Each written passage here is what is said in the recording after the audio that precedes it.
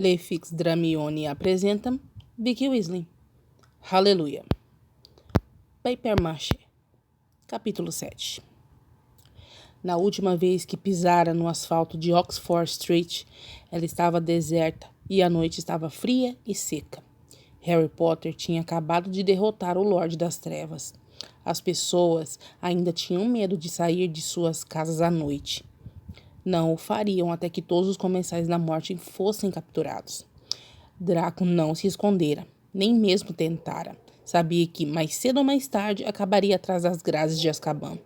Caminhara de cabeça erguida por ali, entrando em um dos únicos pubs que ainda estava funcionando, para se encontrar com Cormac McLean, e pelo menos tentar aliviar sua pena.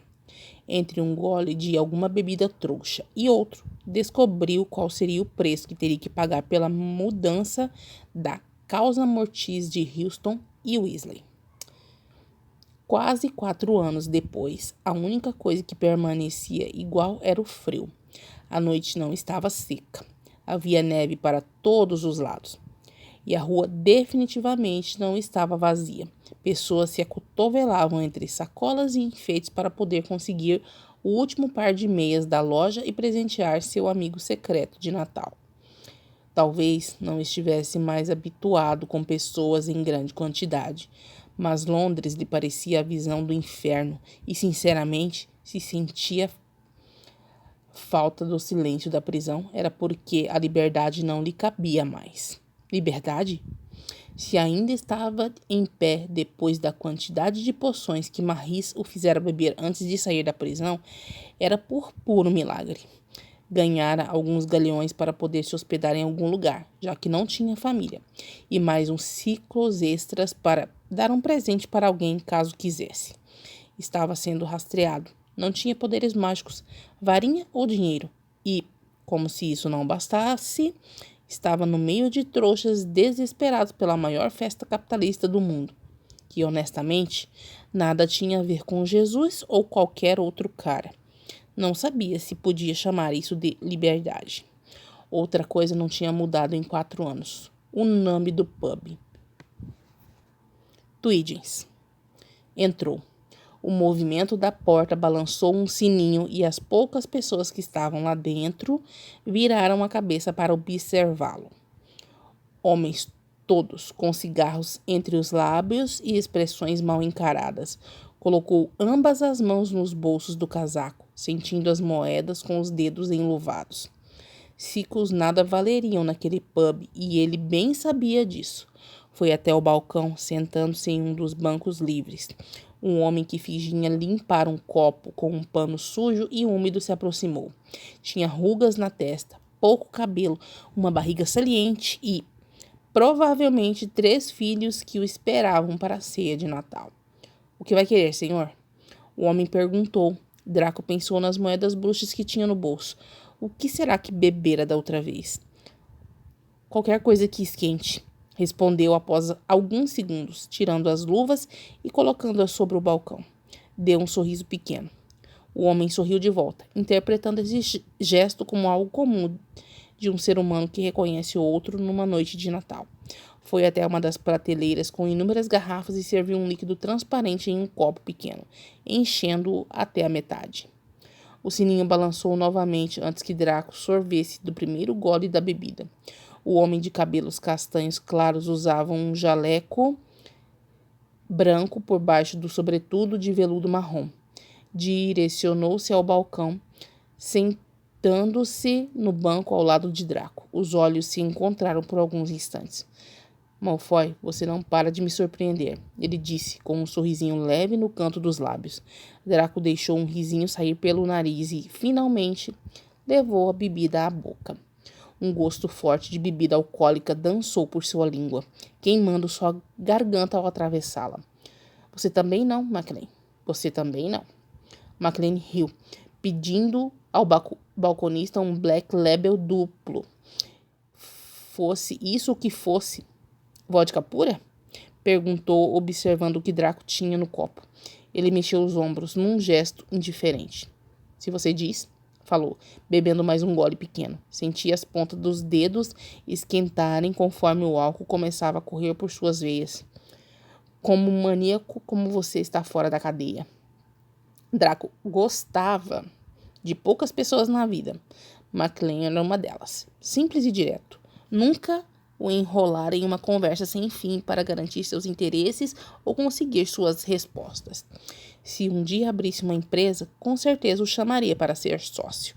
Não havia no mundo alguém melhor para fazer negócios. O legista recebeu sua bebida. Ao observar o copo, Draco percebeu que fora isso que bebera da outra vez. Black Label duplo. Whisky, é claro. Precisava anotar essa informação.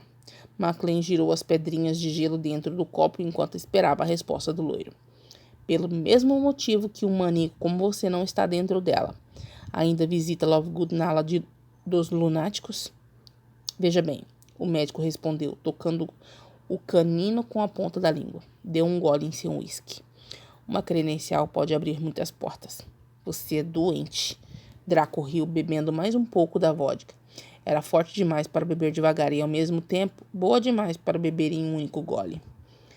Ela aprendeu a gostar do sexo. Não preciso mais sedá-la. McLean disse, utilizando um tom de voz normal, como se estivesse falando de algo muito comum. Mas Draco imaginava que ele não tinha medo porque, ali dentro, todos deviam ter um histórico policial de arrepiar. Como somos hipócritas, não é mesmo? Não tenho nada a ver com sua vida, mas enfiei uma faca 8 vezes no estômago de Houston por ter estuprado Parkinson, comentou, passando a língua pelos lábios, sentindo as rachaduras de frio na pele sensível dos mesmos arderem um pouco. E isso nunca foi reportado graças a quem? McLean ergueu o copo, sorrindo. Draco balançou a cabeça, rindo também, e ergueu o próprio copo. Bateram as bordas dos copos num brinde. Eu sempre soube que mudar os relatórios seria eficiente. Se não fosse por isso, Maris nunca me deixaria passar o Natal fora, já que Granger me condenaria ao beijo do Dementador. Aposto que ela arranjaria um só para fazer isso. O médico terminou rapidamente que restava do uísque em seu copo, deixando apenas as pedras de gelo. Houston não é nada. Se Hermione soubesse o que realmente aconteceu com Weasley, amigo, nem mesmo o beijo do Dementador seria suficiente. Ela iria matá-lo com as próprias mãos. Draco desviou o olhar, deixando a borda do copo próxima dos lábios. Há um mês não falava com Granger. Na sessão seguinte ao dia em que quase fizeram sexo na mesa do consultório. Quando ela chorou e ele a abraçou, aquela sensação estranha de culpa agarrando-se ao seu peito. Descobriu que seria tratado por Maris. De imediato pensou que ela tinha arranjado a transferência, que finalmente percebera que não estava mais trabalhando quando ele chegava perto. Ficou com raiva, com um pouco de nojo, ficou extremamente chateado por alguns minutos. Descobriu que era muito mais fácil ser tratado por Maris. Conseguia fingir e mentir com uma habilidade absurda que nunca tinha vindo totalmente à tona nas sessões com Granger. Principalmente porque o médico não tamborilava as unhas na mesa e, assim, ele conseguia se concentrar melhor no que estava dizendo. Lá pelo meio da sessão, sentiu-se à vontade para perguntar por que não seria mais tratado por Granger. Maris sorriu e disse que aquele era um procedimento normal. Ele tratava todos os pacientes que seriam liberados por ele nos feriados, para poder analisar a fundo seu comportamento. Granger tratava aqueles que ela liberava. Sentiu-se estranhamente aliviado quando o médico disse isso, da mesma forma que se sentiu aliviado por não haver nenhuma maneira de Granger descobrir o que realmente acontecera com Houston e Weasley. Onde Granger mora? Perguntou de repente, tomando o que restava da vodka no copo. McLean mexeu os ombros. Que eu saiba, num prédio azul na Queen Anne Street. Pelo menos foi lá que o jantar de noivado dela e do Weasley foi feito. Por quê? Draco continuou olhando para o outro lado. Só para saber, disse cerrando o maxilar com força, os pés inquietos. McLean se levantou, tirando notas de dinheiro trouxa do bolso e colocando sobre o balcão. Sentiu a mão dele em seu ombro. Paguei sua bebida. Não machuque Hermione, Malfoy. McLean bateu em seu ombro de leve 2 vezes. Draco voltou o rosto para ele, piscando devagar. Não vou. Escuta, você pode me emprestar um pouco de dinheiro, trouxa? que der para um maço de cigarros e uma passagem de ônibus até o caldeirão. O legista riu, tirando do bolso mais 3 notas, 10 libras cada uma, e entregou-as na mão de Draco. Feliz Natal, Malfoy. Os cabelos negros chicotearam as costas quando ela lançou a cabeça para trás. Ela gemia alto, gemia muito. Gemidos excitavam, mas os dela eram exagerados.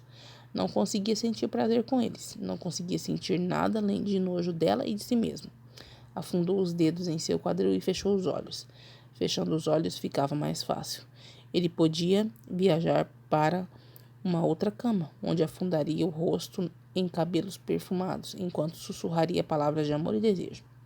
Mas o amor e o desejo eram por outra. Por esta, não havia nada. Fazia pelo dinheiro. O sexo e os beijos eram consequências. O prazer carnal era consequência. Tornava-se algo mecânico, animal, rápido, metódico, frio, limpo. O tremor no corpo quente e magro dela anunciava seu orgasmo. E a partir disso, ele sabia que não precisava se demorar mais. 1, 2, 3, 4, 5 vezes e pronto. Um gemido saindo grosso do fundo de sua garganta, a voz mais masculina do que o normal. Soltou-a, marcas vermelhas de dedo na pele branca de suas nádegas. Ela abaixou os joelhos, deitando-se na cama de barriga para baixo. Um sorrisinho nos lábios. A maquiagem nos olhos estava borrada. Manchas pretas do lápis de olho pelos travesseiros e lençóis do motel. Ele se levantou e foi ao banheiro. Jogou o preservativo no lixo e ligou o chuveiro logo depois, testando a temperatura da água com a mão. Ainda estava gelada. Aproveitou para tirar a camiseta grudada do corpo. Nunca tirava todas as roupas para transar com ela, já que, normalmente, não tinham tempo para isso. Mas não fazia questão também. Queria que ela sentisse e visse o mínimo possível de seu corpo. Os cantos do espelho começaram a embaçar e ele soube que a água já estava quente. Assim que entrou debaixo do chuveiro e fechou a porta do vidro do box, ela também entrou no banheiro. O salto fino das botas fazendo seu passo parecer 2 vezes mais pesado do que realmente era. As botas negras combinavam com seus cabelos e com a maquiagem de seus olhos. O resto de seu corpo nu era branco e combinava com o banheiro. Observou-a através do vidro embaçado. Ela se inclinou para a pia, ainda exibindo as marcas de dedos nos quadris. Passou a mão pelo espelho, provavelmente para poder limpá-lo e se enxergar, e logo começou a ajustar a maquiagem estragada. De quanto você vai precisar essa semana? Ela perguntou. Ele fechou os olhos para que o shampoo não entrasse neles. 100, disse assim que a espuma em seus cabelos diminuiu. Por um momento, tudo que havia entre eles era o som de água corrente. Ela saiu do banheiro. Não abrira os olhos ainda, mas escutara seus passos. Logo depois voltou, quando ele terminou de lavar os cabelos. Olhou-a. Agora estava de calcinha. Dou 150 se você me encontrar na quarta-feira. Ele respirou fundo. Sim, está bom, disse ao fechar o chuveiro. Abriu uma parte da porta para pegar a toalha e, após secar-se ali dentro mesmo, enrolou-a em volta da cintura. Passou por ela para pegar uma toalha de rosto e secar os cabelos. Ela o abraçou, passando os braços por sua cintura, esfregando a bochecha e o nariz em suas costas. Dou 200 se você me encontrar de novo nessa semana, amor. Ela disse, respirando fundo. Ele cerrou o maxilar. Não encarou o espelho. Não tinha coragem de ver essa cena refletir em algum lugar. Só quero 100, falou, soltando-se do abraço e saindo do banheiro. Vestiu-se rapidamente. Ela voltou para o quarto quando ele estava abotoando a capa e jogou-lhe a camiseta que tinha esquecido no banheiro. Todo o esforço para arrumar a maquiagem tinha sido, pelo visto, em vão, já que continuava borrada. Foi até a bolsa, a parte de trás de sua calcinha entrando em seu bumbum. Ele se perguntou se ela não estava com frio. Estava um frio dos diabos para ficar nua daquele jeito. Sentou-se na cama e esperou. Quando ela foi até ele, carregava um saquinho de tecido bege cheio de moedas. Jogou o mesmo em seu colo e cruzou os braços na frente do corpo para esperá-lo contar. Olhou-a rapidamente, percebendo seus seios descobertos. Os mamilos duros mostravam que sim. Ela estava com frio. 10 moedas, 10 galeões cada uma. nunca o enganara antes. Está tudo certo, ele disse, guardando o saquinho no bolso interno da capa. Ela então deixou o corpo pender um pouco para a frente, colocando-se entre as pernas dele, abraçando-o pela cabeça. Manteve os olhos abertos quando ela pressionou sua cabeça contra o peito dela e correu os dedos por seus cabelos, como se nada no mundo fosse mais importante do que isso. Meu Deus, aquela vadia estava se apaixonando por ele. Por que não quer me encontrar outra vez? Ela perguntou, dando um beijo em seus cabelos. Ele apoiou ambas as mãos em sua cintura, mas para afastá-la, não para abraçá-la, nunca para abraçá-la. É o nosso trato, não é? Ergueu os olhos, encarando os dela. Olhos de um castanho rico que lembrava cor de chocolate, uma vez por semana, sem galeões. Ela levou as mãos ao seu rosto, apertando-lhe com as unhas compridas e pintadas de vermelho. Abaixou um pouco o rosto, fazendo seu nariz tocar o dele. Você é minha prostituta, amor. Ela disse, mordendo seu lábio inferior, puxando-o até que ele sentisse uma dor leve no mesmo. Desviou o olhar. Eu não sou seu amor, respondeu, sentindo as unhas dela tentando afundar em sua pele. Se o marcasse de algum jeito, ele a mataria ali mesmo. Não tinha pena nenhuma. Continua sendo minha prostituta. Ela retrucou, sorrindo com um canto dos lábios que aproximou dos dele, beijando-o devagar. Ele correspondeu com o mínimo de entusiasmo possível. Levantou-se antes que ela tentasse enfiar a língua em sua boca. Embolou a blusa usada e suada que ela tinha lhe jogado e pegou a varinha na mesa de cabeceira. Murmurou reducto e a camiseta ficou do tamanho de uma roupa de boneca. Guardou-a no bolso junto com a varinha. Eu te aviso quando puder, semana que vem. Ele falou, abrindo a porta do quarto. Ela não disse nada, apenas deixou-se cair na cama e mandou que ele fosse embora com um gesto. Melhor assim. A moça riu quando ele lhe entregou as 30 libras em troca de um maço de cigarros e um isqueiro. Usava um suéter cinza por cima de uma cacharel branca e um gorro rosa choque que cobria as orelhas. Pompons de lã próximos ao pescoço. Continuou sério.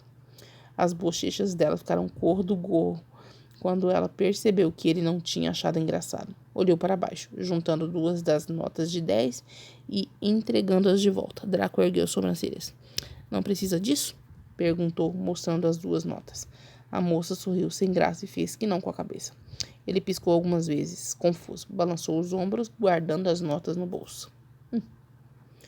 Ela lhe entregou uma cartela com 3 isqueiros de cores diferentes. Havia um verde, um azul e um vermelho. A lufa-lufa sempre fica de fora, pensou, com um sorrisinho no rosto, sem perceber o quão idiota tinha sido essa constatação. O senhor quer Colton, Marlboro ou Free? A moça perguntou. Draco mordeu a parte interna da bochecha. Nunca pensara que cigarros teriam marca. Ergueu as sobrancelhas, espiando as caixas diferentes que ela indicara. Qual seria a diferença entre elas? Marlboro? Disse, enfim, após alguns segundos. A decisão tinha sido aleatória. Talvez porque fosse a marca que tinha menos caixas para vender, o que significava que vendera mais durante o dia e, por isso, deveria ser melhor. Olhou em volta enquanto ela abria a caixa registradora e pegava o troco. Bruxos também tinham padarias, mas elas normalmente não eram assim tão comerciais. A arte de fazer pães era passada de pai para filho e nem todos tinham acesso a poções especiais que eram misturadas à massa. Ter uma padaria era uma tradição familiar, um orgulho, e nada era vendido em uma além de pães e bolos. Mas a padaria trouxa, que estava deserta, quase fechando, não fazia jus ao nome.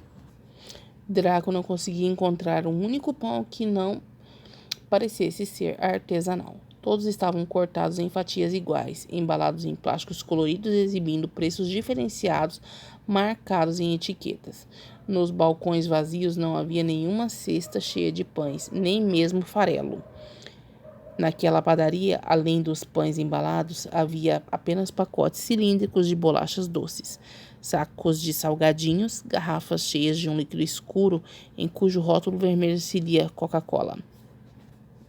E atrás do cubículo onde a moça estava, além de cigarros e isqueiros, uma infinidade de pacotinhos coloridos.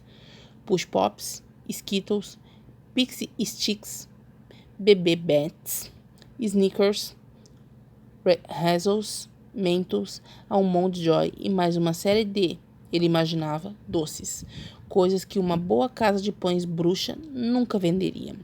A moça devolveu-lhe uma nota diferente das que McLean tinha dado e algumas moedas. Guardou o troco no bolso da capa, as moedas trouxas misturando seus ciclos que ali já estavam. O maço de cigarros em uma mão e a cartela de isqueiro na outra. O senhor é estrangeiro? Ela perguntou estranhamente animada. Talvez quisesse uma explicação que sua mente ridícula achasse plausível para as perguntas estranhas que ele fizera. Draco acenou com a cabeça e sorriu de leve. De onde? Ele respirou fundo. Não ficaria batendo papo com uma trouxa numa padaria do Queen Anne Street. Não mesmo.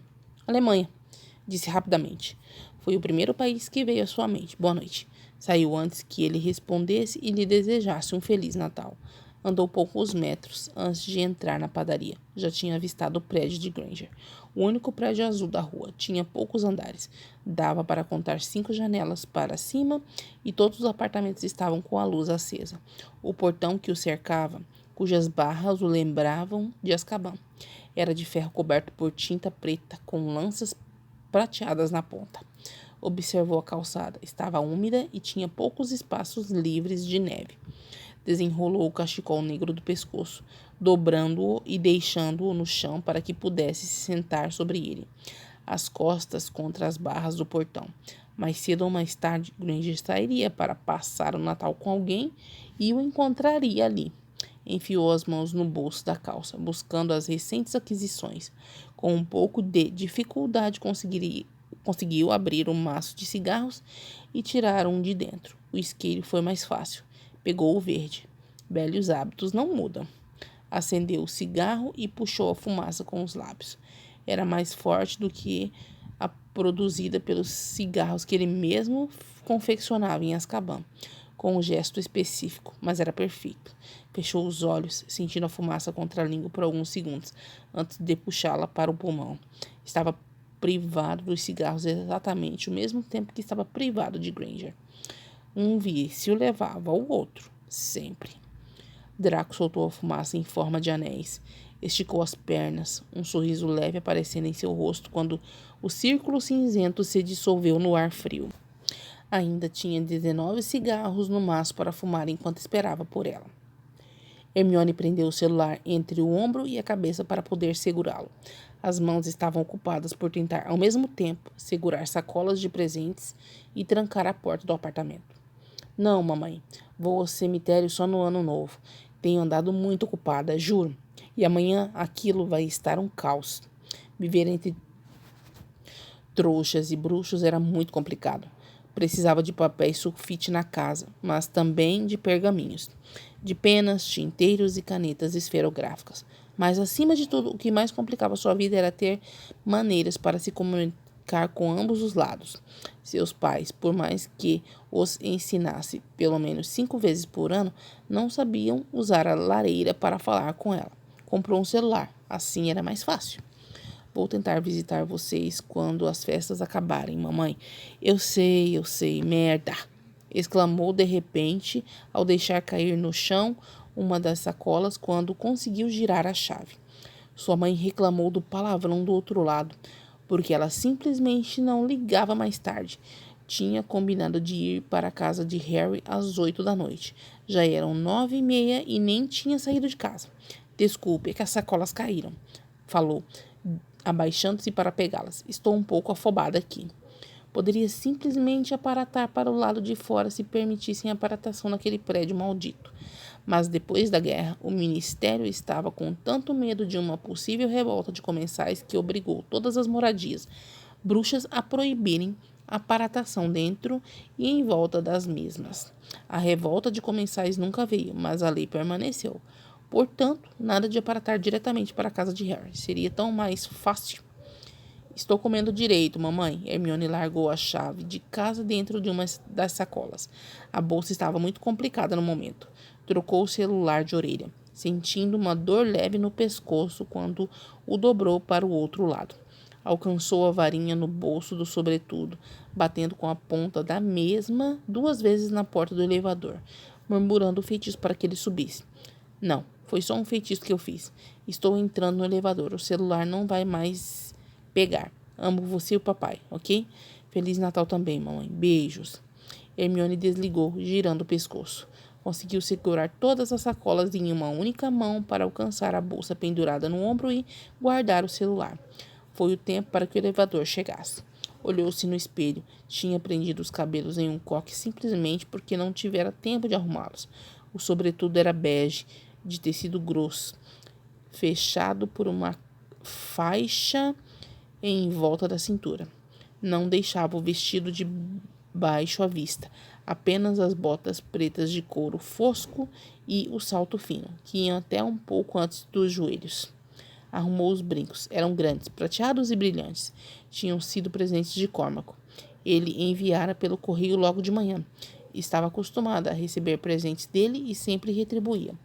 Não costumavam se encontrar em festas de Natal, já que Harry nunca gostara dele. Mas era um bom amigo. Uma pessoa confiável, apesar de seu jeito insuportável. Maquiara-se pouco, como sempre, os olhos adornados por lápis e delineador preto, e apenas um pouco de sombra prateada para iluminá-los.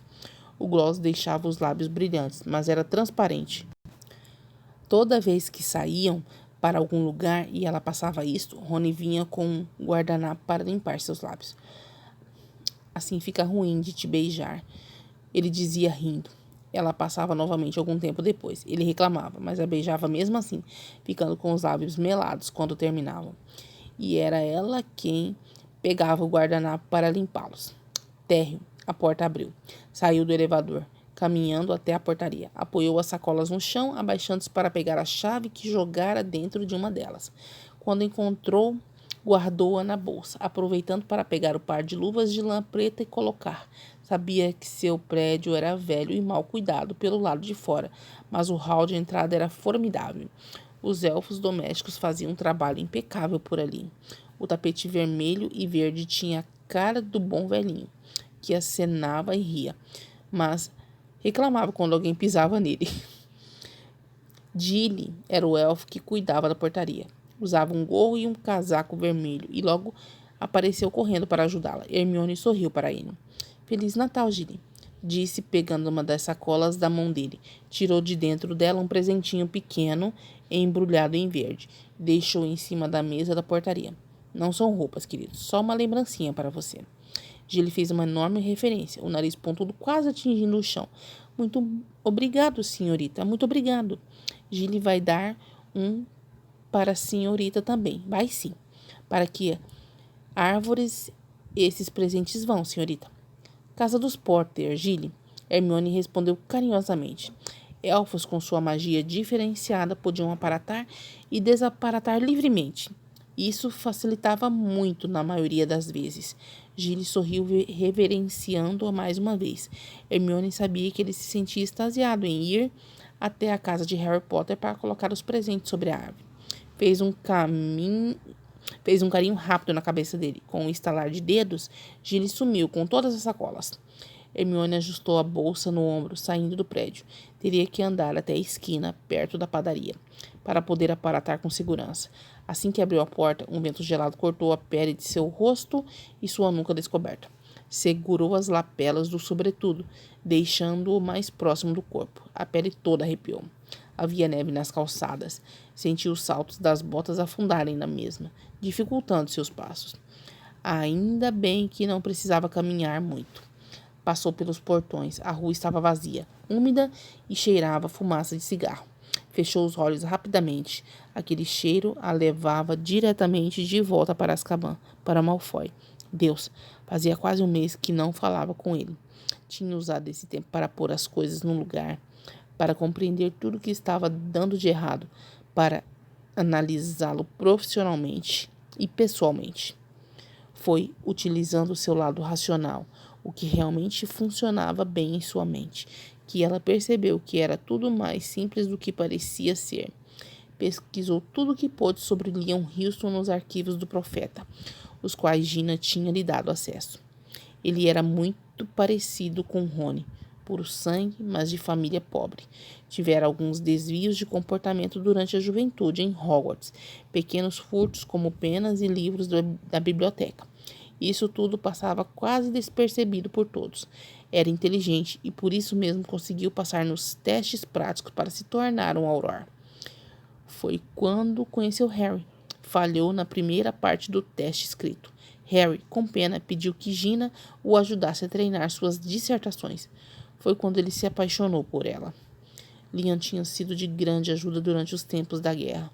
Vigiara impecavelmente os bancos que guardavam as fortunas bruxas, e a maioria das famílias que as possuíam tinham passado para o lado de Voldemort. Alguns, como os Parkinson e os Zabini, conseguiram manter suas fortunas intactas por alegarem não estarem de nenhum lado, mas, com o fim da guerra, faliram rapidamente. O único dinheiro que sumira dos bancos durante os turnos de Liam foram os de Malfoy. Mas Hermione entendia isso. Talvez porque soubesse que Rony faria uma coisa semelhante se tivesse um pouco menos de amor. Ora, o que não poderia ser melhor que dinheiro para impressionar a pessoa amada. Tanto que depois que a grande quantia fora aplicada na conta de Liam, os boatos de que ele estava se encontrando com Gina começaram a surgir. Poderia ter dado certo, afinal. Hermione não podia ter certeza de que Gina nunca traíra Harry.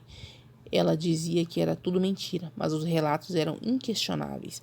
Não foi uma única pessoa que vira eles juntos por aí, às vezes de mãos dadas, e não foi uma única vez em que o nome de ambos estivesse listados em motéis. Se Liam tinham roubado a fortuna de Malfoy, Hermione entendia muito bem o porquê de Draco querer matá-lo. Os Malfoy podem ter sido uma das famílias mais tenebrosas do mundo bruxo, mas seu dinheiro era seu império, e Draco, como único herdeiro daquele trabalho de séculos, tinha direito de pôr as mãos nesse império antes dos outros. Era até de se admirar que o tivesse matado de forma tão rápida e limpa. Ajustou os dedos dentro das luvas, respirando o cheiro de fumaça que já se ia perdendo com o frio no ar. Engraçado como o cheiro mentolado de Malfoy parecia acompanhar qualquer coisa que lembrasse ele, como se ele estivesse parado atrás dela. Virou-se, observando o prédio. Franziu as sobrancelhas ao perceber um homem sentado sobre um cachecol na frente do portão, como um mendigo. O coração pareceu parar de bater de repente e ela sentiu uma tremenda falta de ar quando percebeu que era Malfoy. Os cabelos úmidos e revoltos, lábios secos e rachados, a barba rala e loira por suas bochechas coradas do frio, queixo e buço. Um montinho de 5 ou 6 cigarros apagados na neve ao lado dele. Ele tinha as pernas espaçadas e os joelhos dobrados. Os antebraços estavam apoiados nos joelhos. Segurava outro cigarro aceso, que já estava no final.